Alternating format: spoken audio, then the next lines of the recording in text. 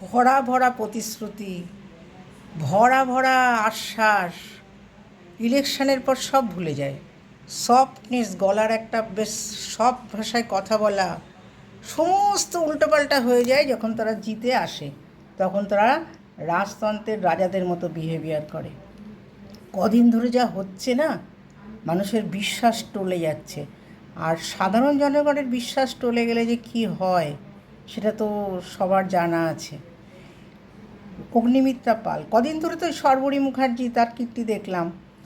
আর মন্ত্রী, নেতা, তারপরে আমাদের রাজ্যের সভাপতি, তারা যা কথা বলছে না, কথার সাথে কাজের কিন্তু কোনো মিল নেই। একরকম কথা আর একরকম কাজ।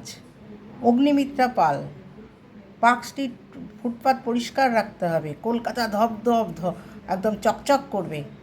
তার জন্য একজন মা তার শিশুর দুধও জাল দিতে পারবে না।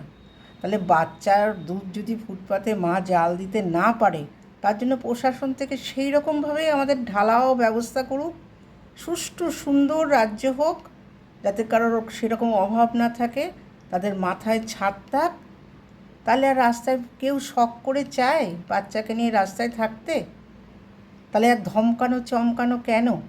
যদি ইলেকশনের আগে হতো, শিশুটিকে কোলে নিয়ে সুন্দর করে ছবি তুলে সফট ভাষায় সোশ্যাল মিডিয়ায় পোস্ট করে দিত।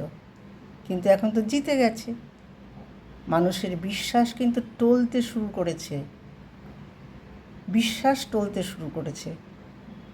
এ কি ভয়ঙ্কর পরিণতি, ভাবা যায় না। আমরা তো দেখছি যে লঙ্কায় যাচ্ছে সেই রাবণ হয়ে যাচ্ছে। অনেক আশা নিয়ে মানুষ বিতাড়িত করে একটা দলকে আর একটা দলকে এনেছে, কিন্তু কোথায়? সব গলার টোনই চেঞ্জ হয়ে গেছে।